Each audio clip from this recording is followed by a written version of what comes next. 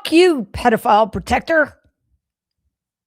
Well, that's not exactly what the person in the crowd said to Donald. I think he just called Donald a pedophile protector, which isn't technically accurate, but it would be more accurate to say that he is a protector of a rapist and sex trafficker of girls and young women. But that does not roll as trippingly off the tongue, does it?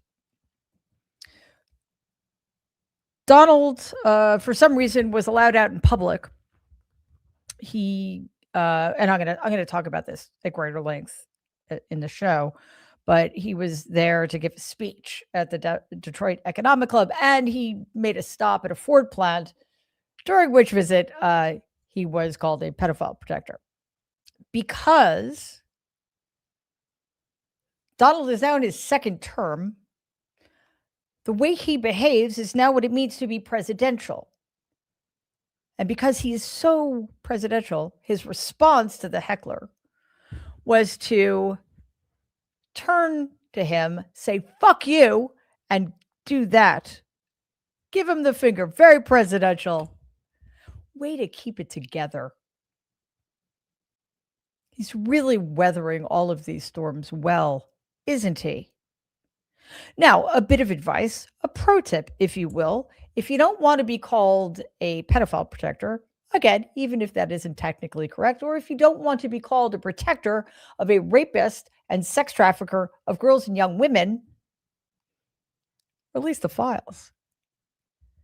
As we know, to date, the DOJ has blown past the legally mandated deadline to release all of the Epstein files. That was December 19th. It has been a full, wow, almost month since that deadline has passed. And the DOJ has released exactly, well, I can't say exactly because I don't know precisely, approximately a small percentage of the 2 million plus documents that comprise the Epstein files. See if you can guess the percentage of files that have been released. 50? No. 30? 22? 10? I'd settle for 5. 1? Nope. 0.6% of the documents in the Epstein files have been released. And what we know is that in that 0.6%, guess whose name appears repeatedly? So Donald, of course, as always, is acting like somebody with nothing to hide and is, I'm fairly certain, demanding that the egregious Attorney General of the United States, Pam Bondi, slow roll this in the hopes that people will lose interest.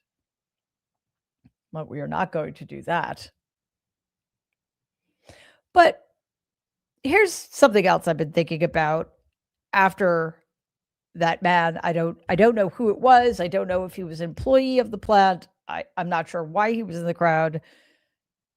Called Donald a pedophile protector. I'm going to say that repeatedly tonight, even though, again, it's not exactly accurate because he is indeed a protector of a rapist and sex trafficker of girls and young women. At the very least, allegedly. And this is something I've been wondering about since 2015. When one person speaks out like that, why don't others join in solidarity? Because everybody in that crowd knows that Donald is, at least colloquially speaking, a protector of a pedophile. We just learned that 6 prosecutors, career prosecutors in high positions at the DOJ, quit because there is a push at the DOJ led by Pam Bondi and Todd Blanche and Harmeet Dillon to investigate the ICE agent who murdered Renee Good? No. The DOJ is no longer in the business of investigating police violence. They are investigating Renee Good's widow and her potential political affiliations. The DOJ is a rare example of prosecutors and staff members standing up en masse and saying, enough and no more. We will not, even if we're allowed in narrow instances to do the job we signed up for, we will not give our professionalism and our expertise and our care to a fascist regime. Now imagine if more people had been paying attention. Imagine if Americans actually understood what it meant that in some sections of the DOJ, as many as 70% of career prosecutors resigned rather than give any kind of support to the Trump regime and its hostile takeover of the Department of Justice. Imagine if every single corporate media entity, every single institution of higher learning, every single white shoe law firm had done what those 6 prosecutors did today, and what thousands of other professionals at the DOJ did in the early months of the Trump regime. Imagine how much more empowered individuals would be if institutions and groups and corporations with actual power and money had stood together instead of capitulating. Since the election in 2024, I thought that the best course of action, I mean, I wasn't alone in this. The Nerd Avengers and I talked about this a lot. The best course of action for Democrats was to spend the transition period educating the American people about the horrors that were about to be inflicted upon them, to hold shadow hearings about the people Donald nominated to be heads of cabinet agencies, to hold hearings about the incompetence, the cravenness, the corruption, the insanity, the conspiracy mindedness, the idiocy of people like Pete Hegseth, Kash Patel, Pam Bondi, Tulsi Gabbard, Elon Musk. At the list, basically every single person Donald nominated. Just imagine if Democrats had done that every single day. Could they have stopped it? No. Could they have alerted the American people to things that the American people don't typically think about? Yes. Could they have explained to the American people why they should be so deeply worried about what was about to happen at the DOJ in general and the Civil Rights Division in particular? So much time has been squandered. But it looks like Democrats are starting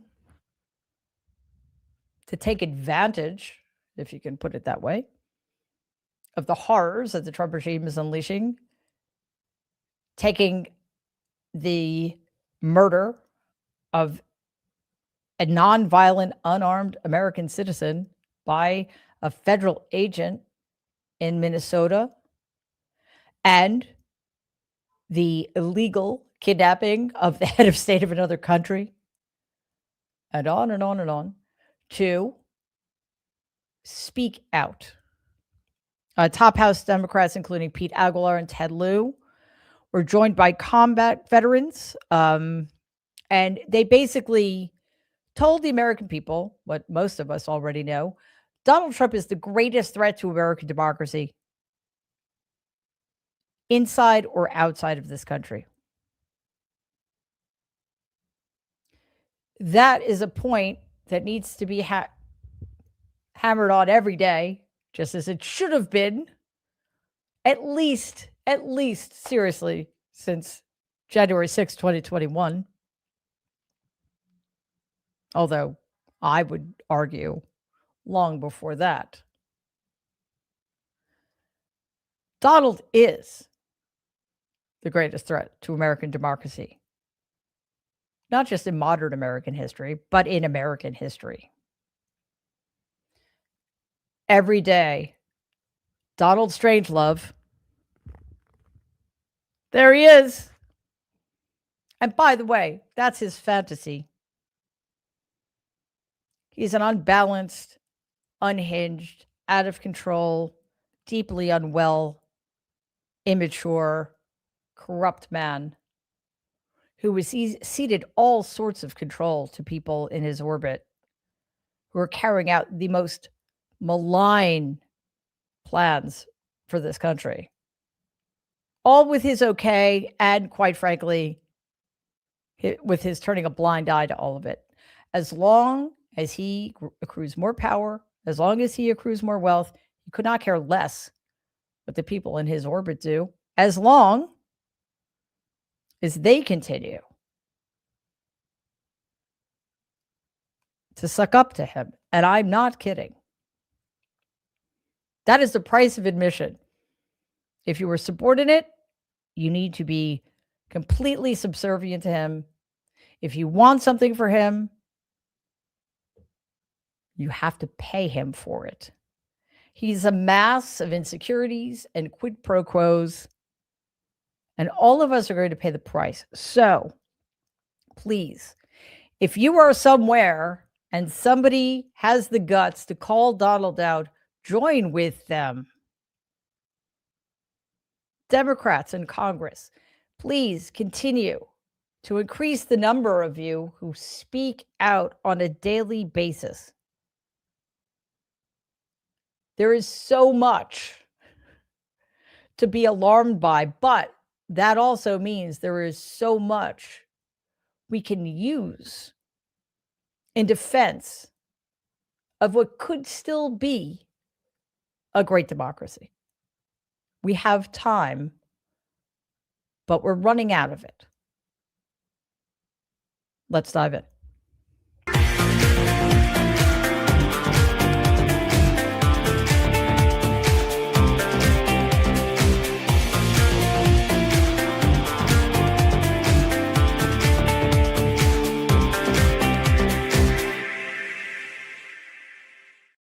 Good evening, everybody, and welcome to this evening's episode of Mary Trump Live.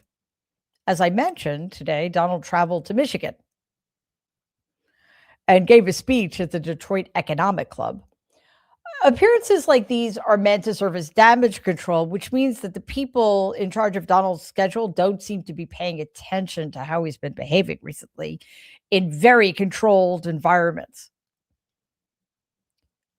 This appearance is coming in the wake of a poor performance by Republicans in the last election and Donald's repeated failures to deliver on his campaign's economic promises and many other awful things that the Trump regime is responsible for. But the more he's out in public, the more he comes off as being untethered from reality, unhinged, openly racist, openly misogynistic, anti-immigrant, and homophobic. He set the tone for a speech that can only be described as hate-filled in a post on his failing social media platform. He wrote in part, because that's a very long post, quote, Minnesota Democrats love the unrest that anarchists and professional agitators are causing because it gets the spotlight off of the $19 billion that was stolen by really bad and deranged people. Fear not, great people of Minnesota. The day of reckoning and retribution is coming, unquote. For whom? For the great people of Minnesota? That's what that sounds like. And also, quick aside, Donald, I urge you for the sake of your mental health, such as it is, stop looking in the mirror when you write these things. Billions of dollars stolen by really bad and deranged people. Looking at you. Let's get to the speech. For one thing, Donald told one of the biggest, most easily disprovable lies he's ever told. Watch this. Over the past 12 months, almost every promise I made to you right here in 2024 has been kept. I've kept all my promises.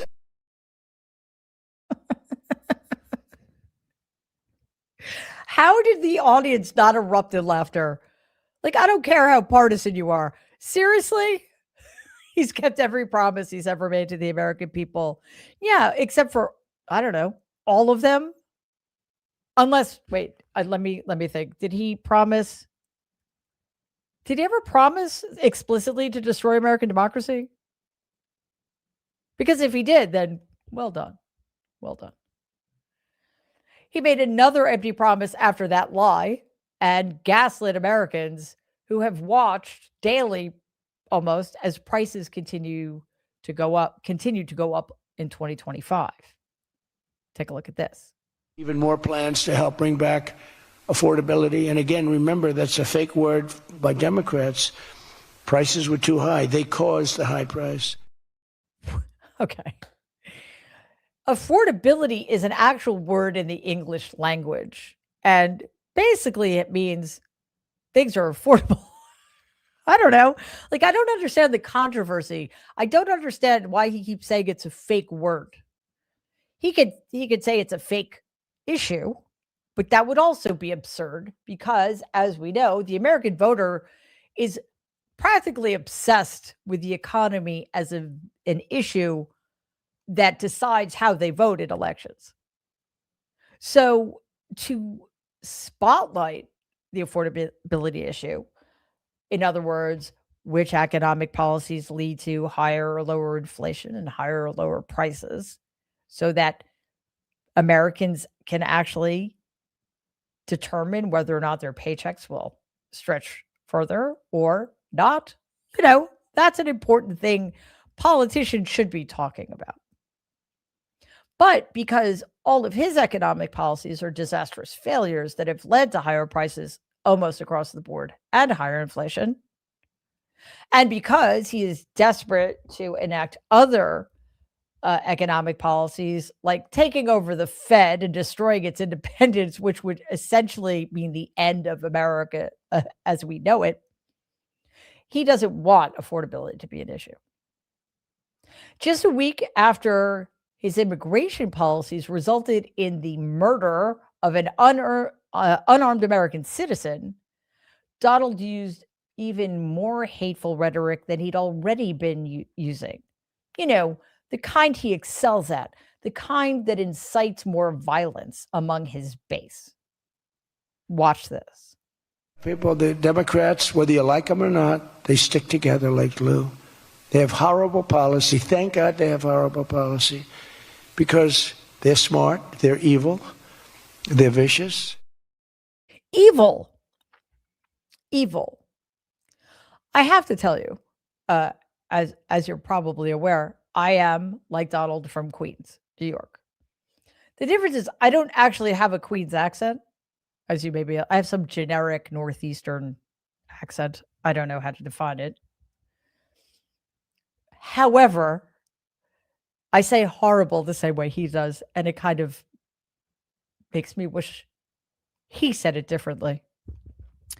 So Democrats have horrible policies. All right. We can agree to disagree about that. But to call other human beings evil, just as when you say they are vermin and they are coming over the border in swarms or hordes, is to remove them from the protective umbrella of humanity, which is essentially like declaring open season on them. Donald also used more hateful language toward immigrants from Somalia because he's a fucking racist. Take a look. A lot of them out already, but we're getting them out. We're also going to revoke the citizenship of any naturalized immigrant from Somalia or anywhere else who is convicted of defrauding our citizens. We're going to get them the hell out of here fast.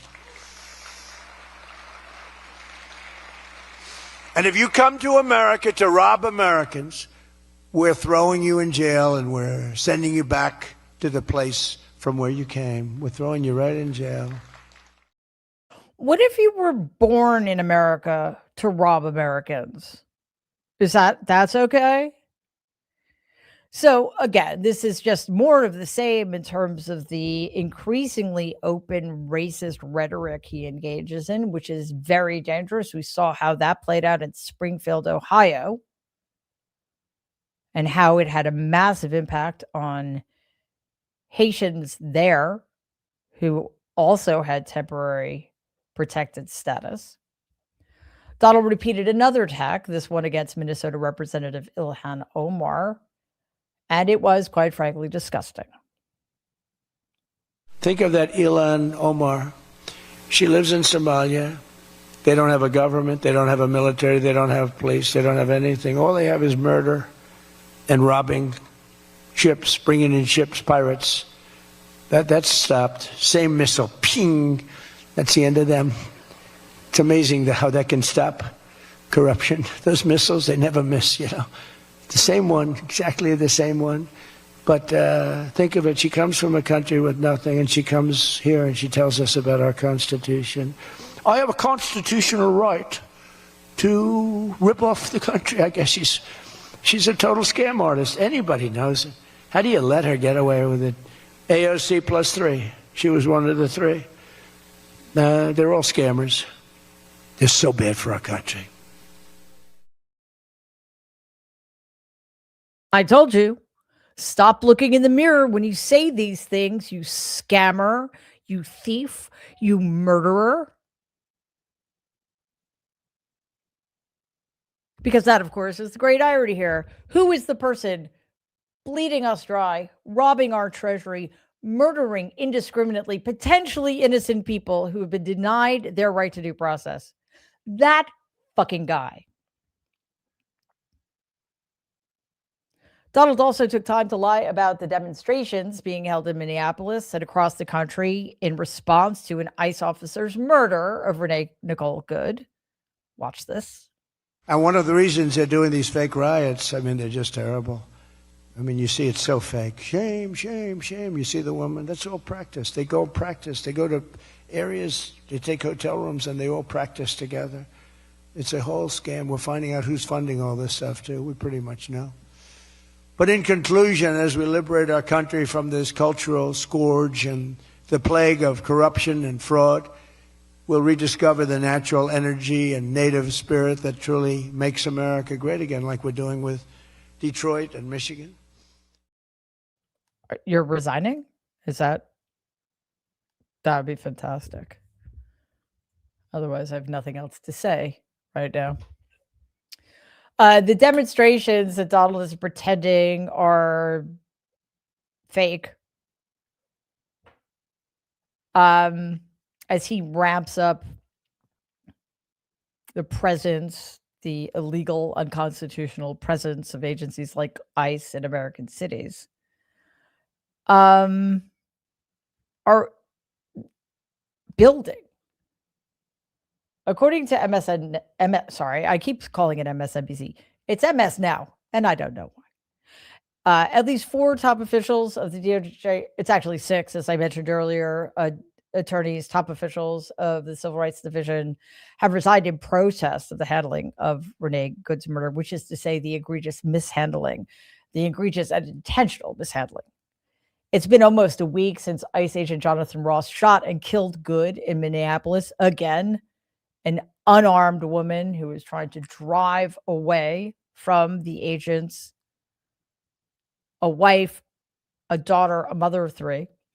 Many videos from many different angles clearly show that Ross fired 3 shots into Good's car, even though she posed absolutely no threat to him. Despite all of the video evidence, Assistant Attorney General for Civil Rights, such as it is in America, the vile Harmeet Dillon, decided that the DOJ would not investigate Ross.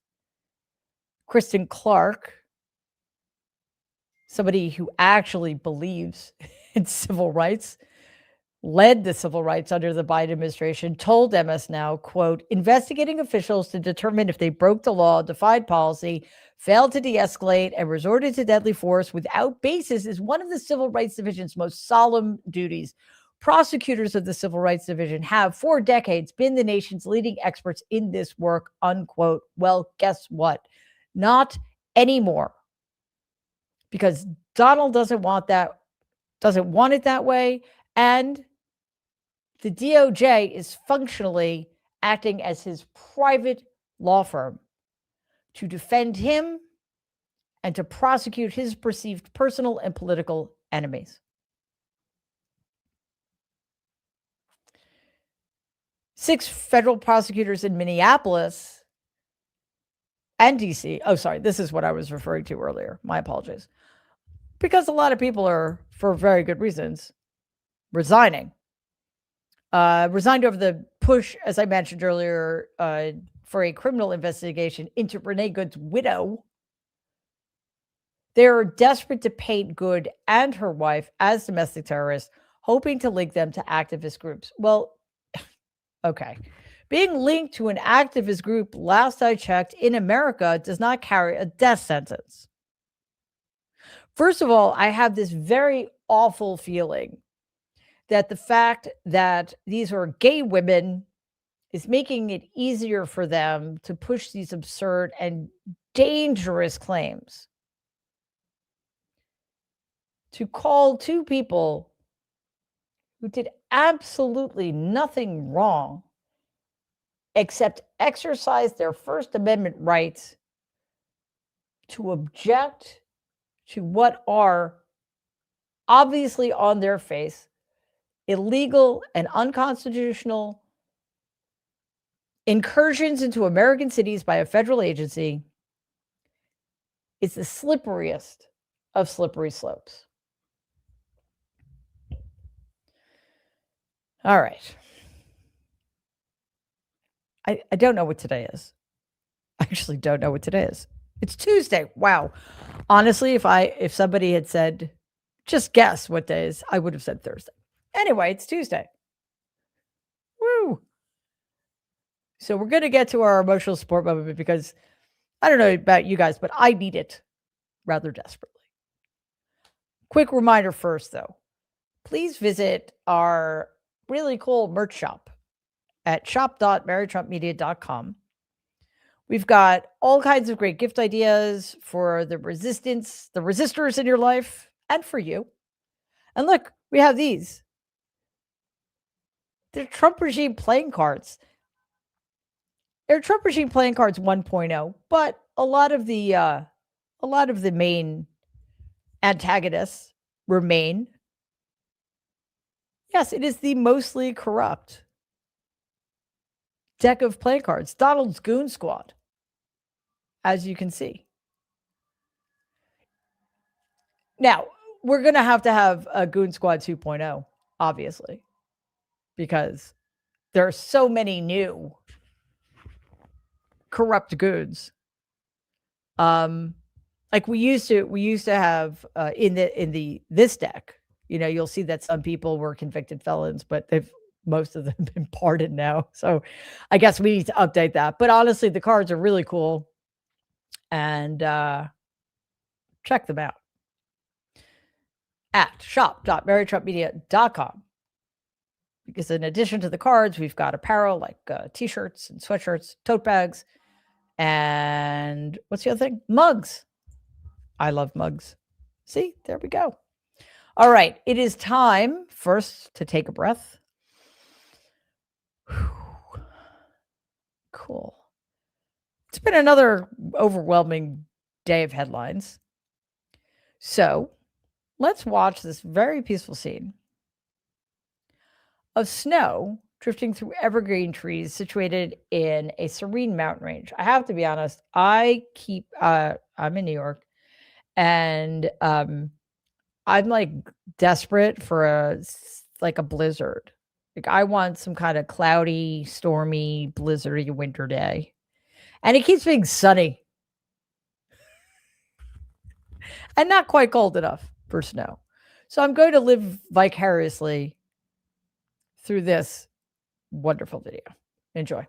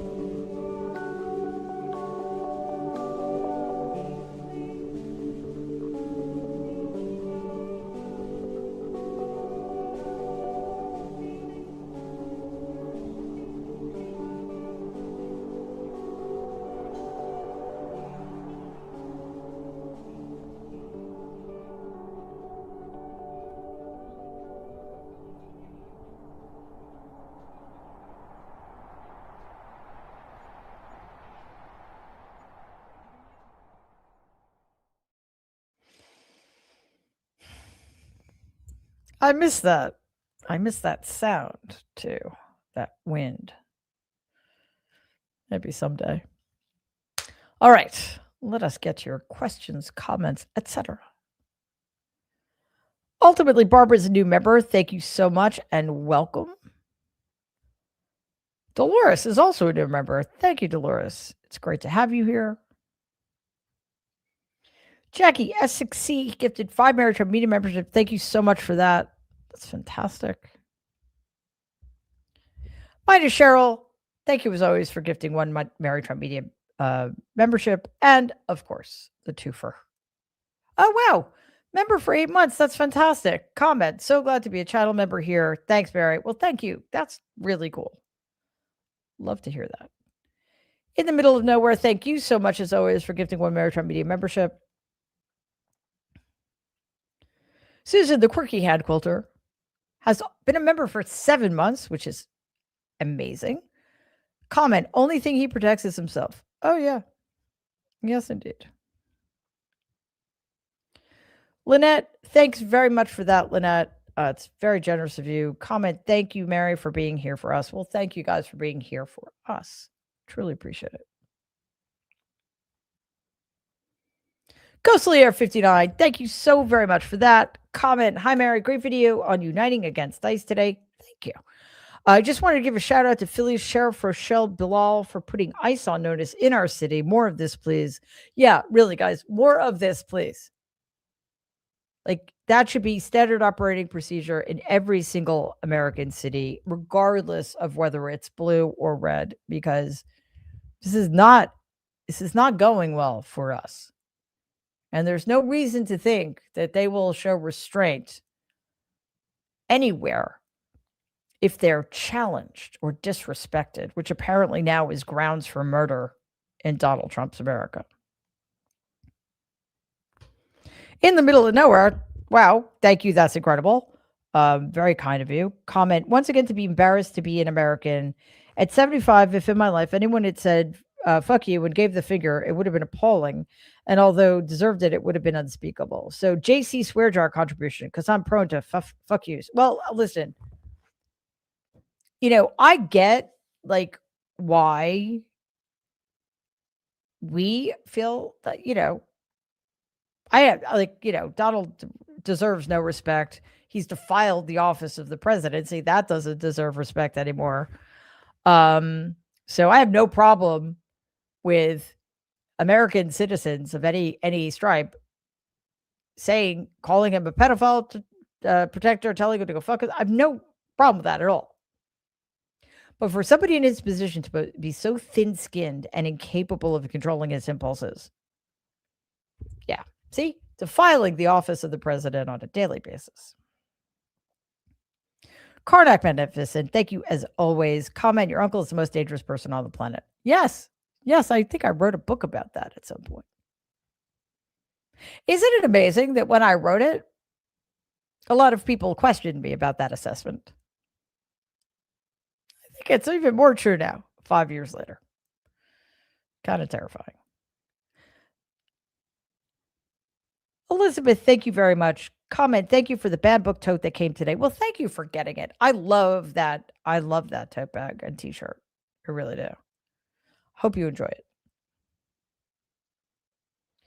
Richard, thank you so much as always. Comment, a friend in the UK asked me what the fuck is going on, and I still have no idea myself. In the end, I told him that I don't think enough people in Congress will have the spine to do something until Donald actually invades Greenland. I hate to say this, but I think you might be right. And as I've mentioned, I was in London over New Year's, uh, and also I was over in Great Britain back in May, and yeah, they all think that we've lost our minds completely. And also, another difference is they pay attention to things that happen here in a way we don't pay attention to things that are happening here. So that's another big part of the problem. Brigade 45, thank you as always. Comment, he's off his effing rocker. Swear jar fee happily paid. Yeah. Cosign. Ghostlayer 59. How cool is that? Member for 8 months. Word, 8 months. Using this freebie to tell you how much of a badass you are, Mary. Well, thank you very much for that. That's an awesome milestone. Eileen, thank you very, very much. Oh, this is great. Comment, in honor of my cat Evie's 8th birthday. She's still a kitten. How cool. Stuck on strings. Thank you very much. It's very generous of you. Comment, finally made alive. For swear jar, admire you and your work. I'm stuck in a small college town in very red state. My mom was French professor, had to return to help 2 elderly parents, tried to get her to leave, but refused. It's so scary here. Yeah, I'm sorry. I swear the whole blue dot in a red sea thing is very difficult. And as somebody who's lived exclusively, like the only place I've ever lived other than New York is Massachusetts. So I literally can't imagine how stressful that must be. So just be safe, please. Gianna Brenner, thank you so much as always. Comment, hi, just a question for you. Kind of goes with your article earlier. Any suggestion what to do if a person is starting to feel dead inside with so much happening?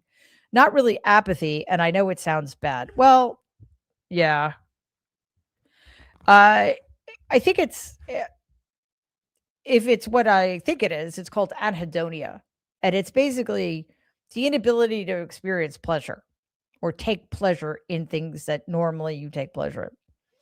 And it's not, it's not a good way to be, obviously. So, I obviously we all have different triggers for sure. And we all have different ways of